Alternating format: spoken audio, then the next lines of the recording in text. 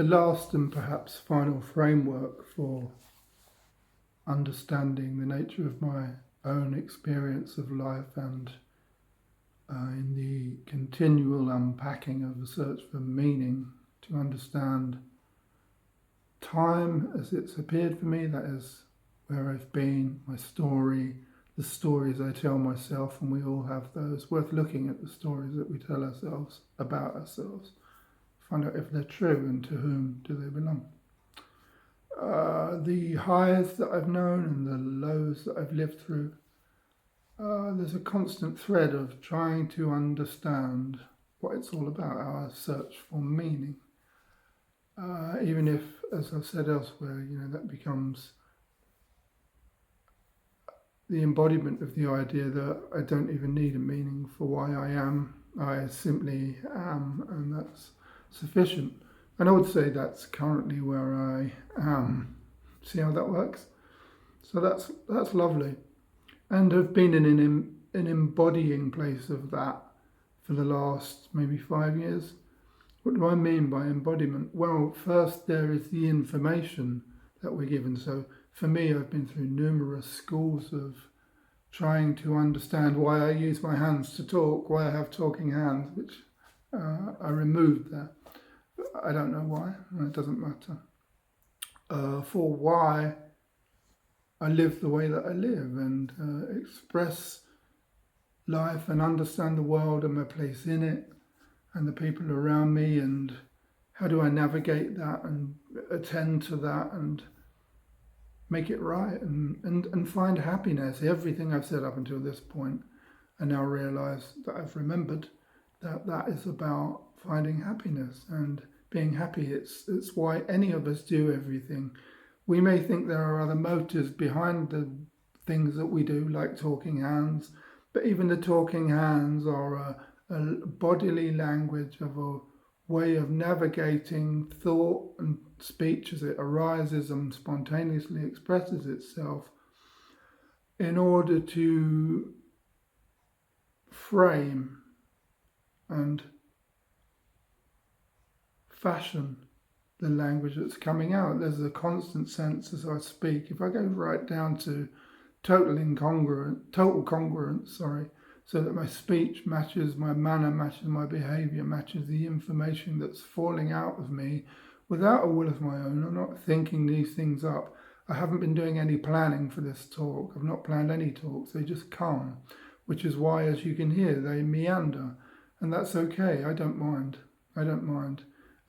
Take from it what you will, just as I do listening to other people. And that which is not for you or for me evaporates anyway. We simply don't recall it, but then we do, perhaps later. So all of this and the talking hands and the conversation started and thus far is to move towards expressing current types of meanings that I've been through and schools of thought and ways that I've framed my life in the past. Biography, if you will, that illustrates what authority to these words manifest from. So what authority is this collected expression of apparent wisdom coupled with the meandering and the self-effacing that is apparent, and the attempt to surrender the idea of trying to get anywhere with speech and trying to control what's being expressed. So there's an attempt at, to use this phrase loosely, pure congruence there, just listening to the body, listening to my own words. These words are for this person in order to see where I am and to hear where I am. For example, one of the frameworks that I've used to be able to express and manifest from is good 8 to 10 years of therapy and counselling of various sorts in order to understand. We need guides along the way, so that's been a really cool way in which I've been guided.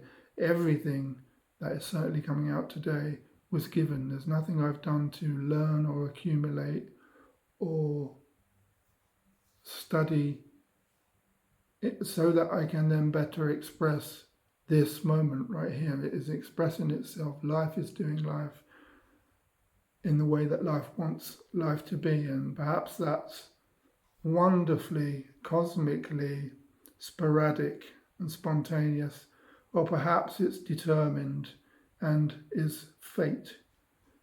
Who knows? I don't mind. I do care, but I don't mind. I don't really mind.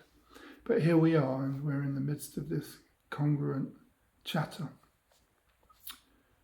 So there's childhood, parenting, conditioning, schooling. So the first 10 years of life is that necessary innocence of youth. That is the discipline of the parents. And by discipline, not only do I mean being told off, as we might say, or might have said when I was little, or being chastised when my behaviour didn't comply to the parameters that my parents thought was morally, psychologically and emotionally acceptable at the time. That which was given to them and that which they would have intuited as they developed into adulthood to be useful, and that which was harmful. So we all do our best as adults with the resources given to us, and we discover as adults what was out of hand and what was downright just cruel sometimes, and sometimes what was, we might say, evil. Not to use it in a religious sense, but just like shadow stuff that was projected onto us.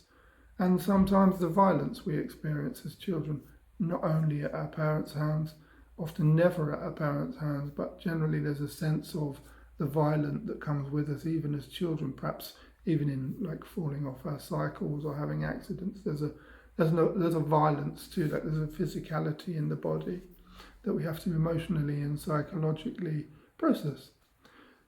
But childhood is a time of play and fun and innocence and painting and pictures and not being able to play out in the rain and being able to play out in the rain, and days like today where it's alarmingly hot but beautiful, and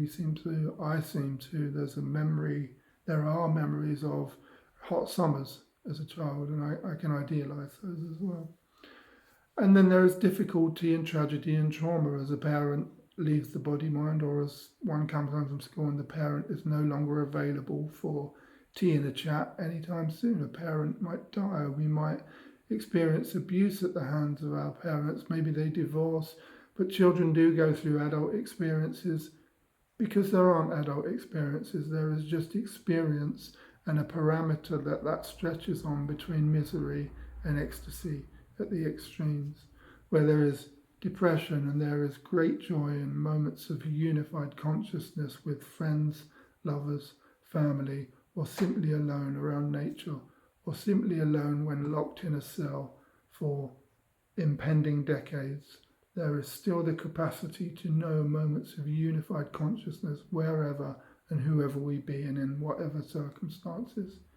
There is still that sense of I and the I thought and the knowing of experience, whether we might locate our current experience on a parameter from difficult to beautiful. The I, or the stance that we take as a person that is experiencing that experience. I'm going to get some water. One sec.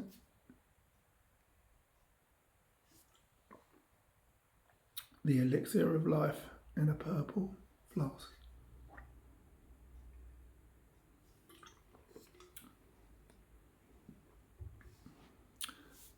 We live on a parameter between misery and ecstasy, regardless of where we are. If you look, we see that. And as children, we live and we love out of that quite wonderfully. And then there's schooling. There is a social construct as it's set at that time that we move into an environment where some of that which was good about our parenting is undone. Some of that which is social conventions and the morality of the age in which we're living, schooling in 1940, I'm sure is very different to schooling as it will be in 2040 as that date approaches. And everything in between that's 100 years of human movement of perfecting the human waltz, of better understanding the moves of the dance as the ebb and flow of time and tide and womanity or humanity better embodies and enriches its total experience, not just subjective experience and subjective truth, but total truth as it moves towards nothing in particular, but its ideas about what makes us a better society, a better race. And of course, without wishing to seem glib, what comes with that as well is the inevitable and perhaps necessary, though alarming, destruction of that very same movement. And a lot of that comes out of the resistance to that movement as we move towards the whole embodied experience of the human animal. Because human beings aren't companions to change very easily, particularly when our sense of who we are and our sense of security is based on material measures. It is frequently and often, and there's a lot of that in the political strata, in the global strata, in the thrust for individualism, in the age in which I'm talking right now.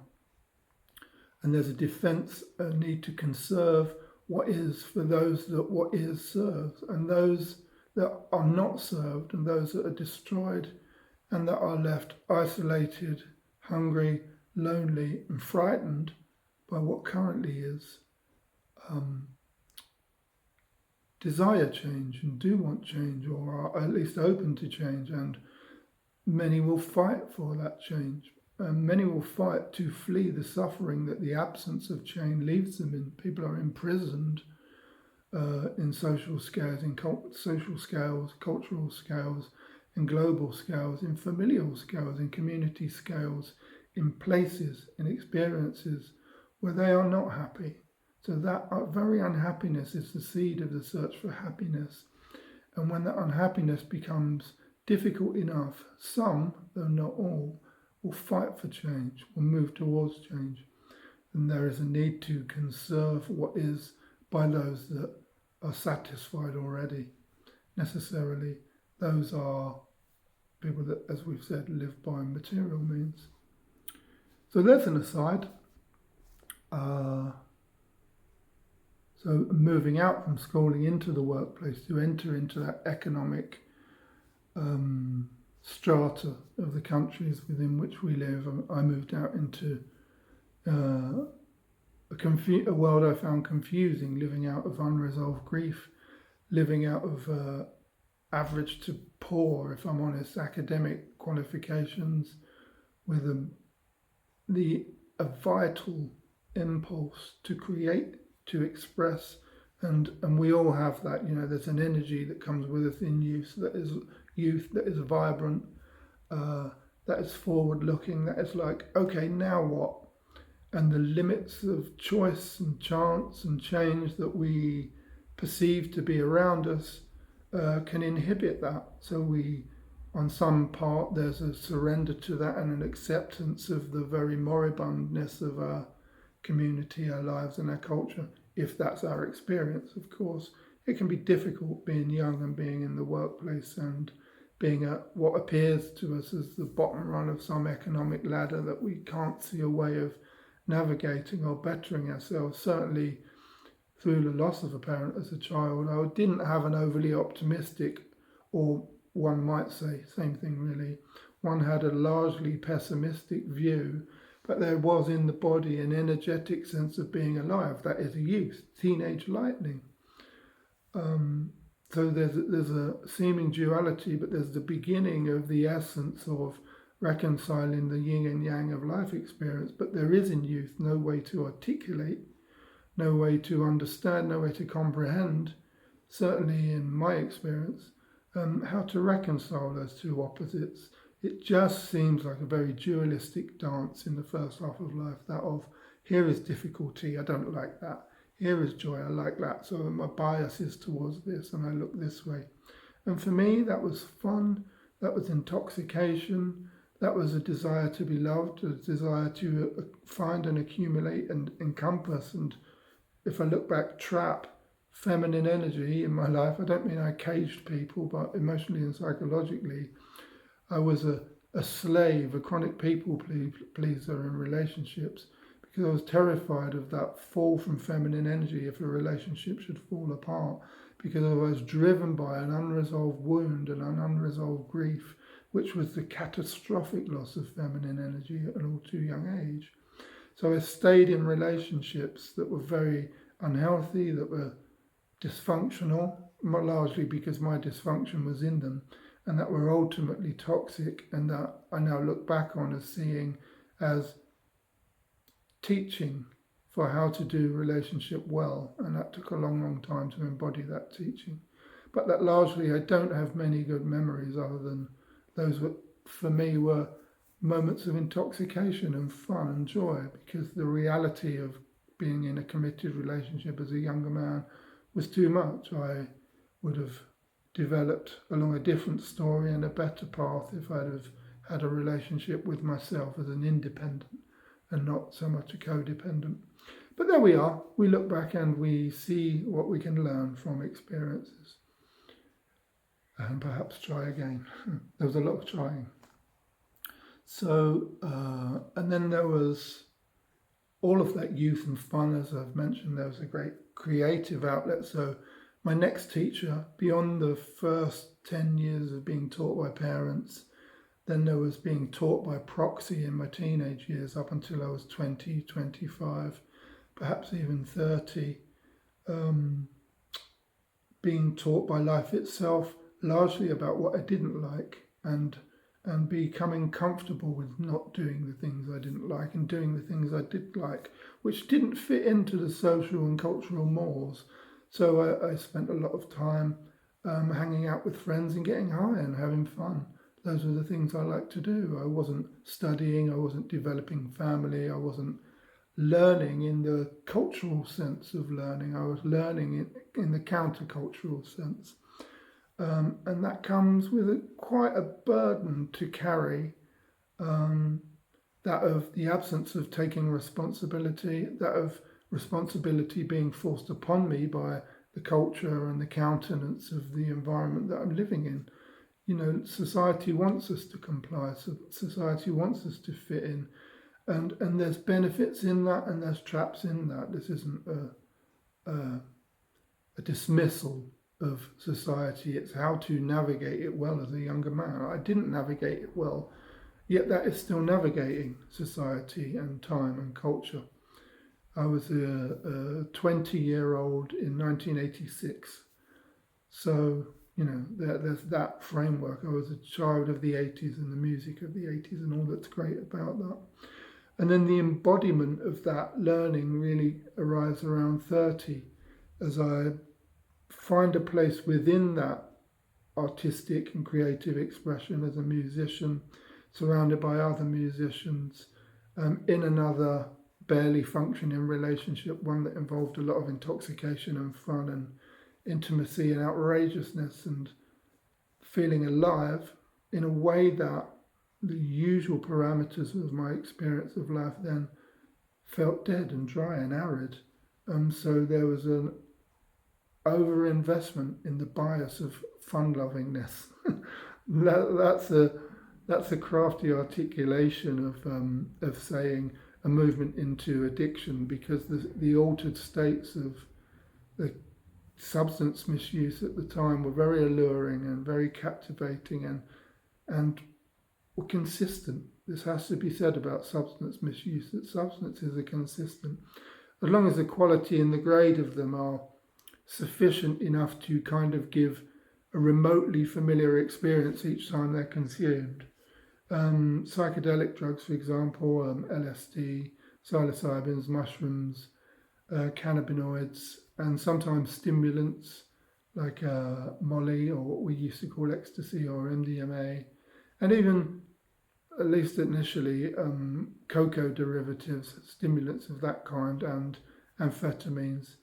They certainly have an exciting allure, those that take us up and somehow down and somehow sideways at the same time. Were great medicines for the predicament that I lived out of. They were, which was a predicament of how do I navigate this world, that the more and more I use these chemicals to navigate this world, the more and more I become unable to understand the world I can't navigate. So there's a becoming lost in that. There's a removal from the capacity to understand life on life's own terms. Because life on life's own terms is really freaking hard, isn't it? It's difficult, it's tough. It's hard for younger people, and it's even harder for younger people now, apparently, than it was when I was what I would call a younger person. It seems that way. Maybe it's always seemed that way. I don't look upon young people and malign how they live life. There's a part of me that would want to, but I see that as a lie. It's a lie of the ego. Things weren't better in my days. They were the same. Things have always been the same. Things are things. And as I said earlier, as much as we evolve as a species, do we devolve as a species? But I do think that socially and culturally, for younger people, it can become tougher and tougher unless we play the game. And as you've heard, I didn't play the game. I played my own game. The fact that I've survived and I don't live like that anymore, I'm going to say to my younger self, in fact, there's a question, isn't there? What would you, if you had the opportunity, what would you say to your younger self? And I've known for a time that I would say to my younger self, despite how you think and feel about how you're living, you're doing all right. You are doing all right. I won't go back and change anything for the poor lad. He should do as he is doing, despite the difficulty, the predicament and the problems that brings. Because living by other means and measures brings difficulty, predicaments and problems regardless. So do as you do. Make it work for you. And when it isn't working, that is working. It's still working. Life is difficult, as the Buddhists say. And difficulty is always present. May difficulty be our teacher, wherever we are and whatever we're doing. And there's, as we move into mid-50s, difficulty really caught up with me. Mid-30s. Maybe I said that before, I forget. Difficulty definitely caught up with me wholesale, aggressively or violently, as every seeming problem that I'd lived out of before was buried underneath being completely lost and mired in addiction as a result of finding these altered states. Still better. And the paradox of addiction is, the nature of addiction really is, the trap of addiction. And we can do this with food, intimacy, pornography, relationships, money, images of ourselves. One of the most catastrophic addictions there is the stories that we tell ourselves about ourselves. And those are the stories we have about our past and our part in it, pro and con. The stories that we have about the environment and the ways in which we're living now, and the stories that we have about how we see our future, pro and con, good and bad. And those stories belong to the story that we have about ourselves. And the accumulative story that we have about ourselves is what we can call our self-image. And our self-image can be the most robust and at times healthy, but the most destructive addiction that there is. So it's good to have our beliefs challenged. It's good to have our stories challenged. It's good to survey the wreckage of our past. It's good to see what was good that we lost. It's good to see what was good that we would like to re-experience. We can't go back. We can't live like that again, but we can live like that in a new way. And all of that understanding and experience stemmed out of the collapse of my own self-image into aggressive addiction, being put in a safe space, being around people who had come out of and were beginning to come out of and transcended their own story. And at the time we were creating new stories. It was a chance to verbally turn the page, to see the blank page of a new way of life. So the end of addiction, people say to me, how did you come out of drug addiction? What was the significant component that meant you escaped? And for me, that was knowing that I wasn't being put in a safe space and having some work done to me. That is, I wasn't receiving treatment in order to develop a better relationship with drugs, or simply to come off of drugs and do some therapy in order to better be myself. But I was being offered a chance for an opportunity for living a way of life that I knew, at that point at least, had always eluded me. I had a moment of clarity in my kitchen at the age of 36, looking out of the window, waiting for the man to turn up so I could not get high anymore, but get normal, whatever that is. I can tell you what that is if you look it up in the dictionary of psychology. It is the absence of abnormality. So don't let anyone tell you you don't know what normal is. And the absence of abnormality was the absence of the world that I'd created, that I inhabited. And I looked out of the window and I realised at a deep level, in this moment where the veil parted, that I was watching a lady walk past. I was 4 floors up, watching a lady walk past my apartment on a rainy Wednesday, doing life, the life that eluded me. And the thought arose as a result of the experience I was having. Wow, I'm looking at the world the same way I did when I came home from school and my mother had died. And there's approximately a 25-year thread between those 2 points. So I profoundly realised that no thing had changed. But in fact, it was the I that had not changed. It was, in fact, even better than that, it was me that had not changed. My perception and my stance for looking at life was that of an 11-year-old boy who'd come home from school and his mother had died that day. It was profound.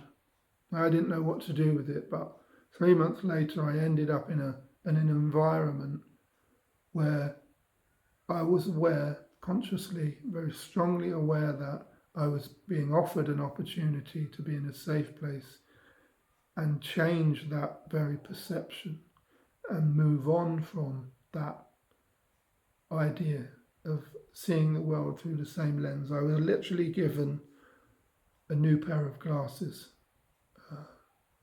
I was figuratively given a new pair of glasses. It took a few years for me to actually literally start wearing glasses, these ones or some similar. So there was a whole beginning then, there was a new beginning. I was reborn into what I would then call a spiritual life, and that was a spiritual life as Billy, the personality, left behind his story to create a new story, and a story which involved moving inwardly instead of outwardly. I'd had a lot of experiences where I looked inwardly into myself, into the story I had about myself, into who I thought I was and how I thought it was supposed to be, and the narrative parameters of how I'd lived and what I'd been through and what had been through me.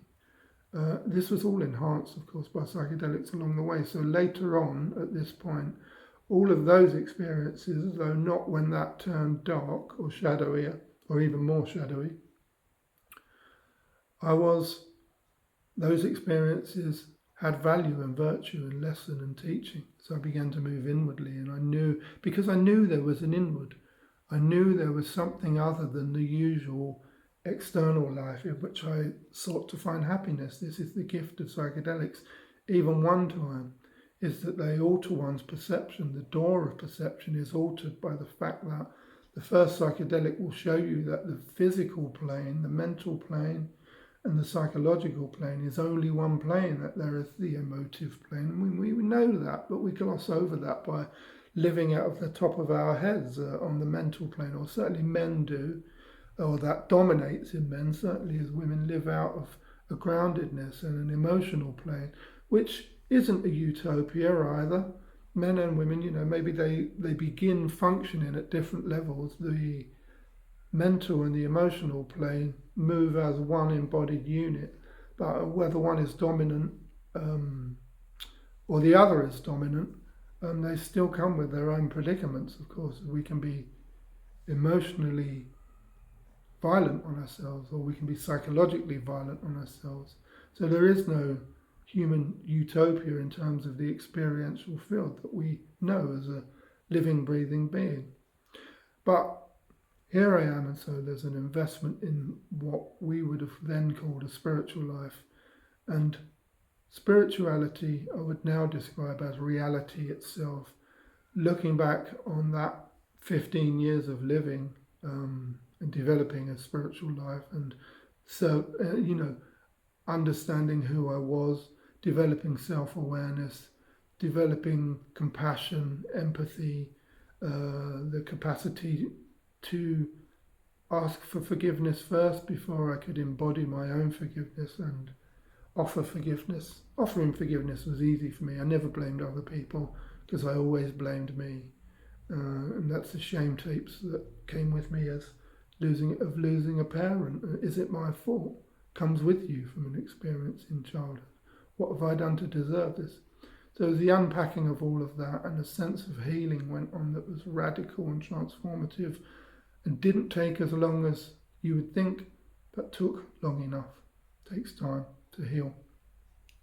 And an embodiment of that and servant-heartedness and back into academia, teaching, and then different movements through different tribes and different teachings from Christian contemplative tradition, a period in the joy of the evangelical tradition, through the psychological traditions of my academic exploits, into psychotherapy and a learning and embodiment of giving the whole thing away that I'd been so freely given.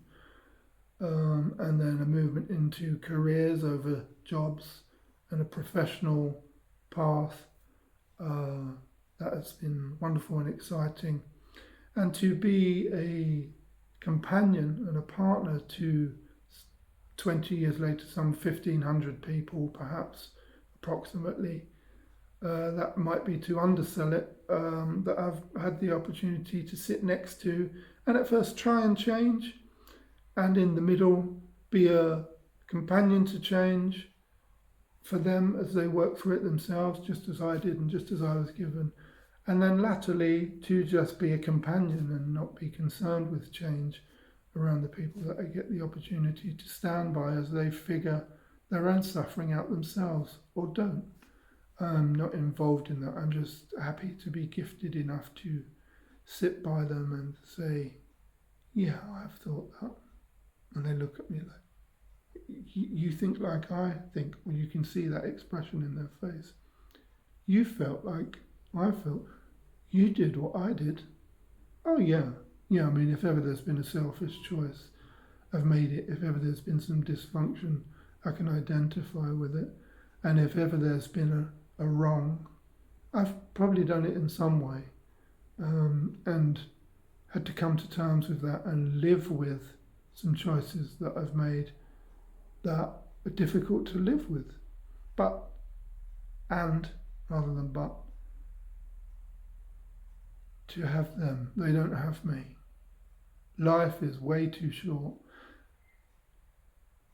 to allow the choices I've made and the things I've been driven to do that have hurt other people to still control me. And I'm sure at times some of them do. And when some of the things that I live with feel like they have me, I know that belongs to a bigger story and a vaster picture. So that sets me free of the periods in which I am had by the choices I've made and the things that I live with. That doesn't mean I haven't made attempts to make amends and to correct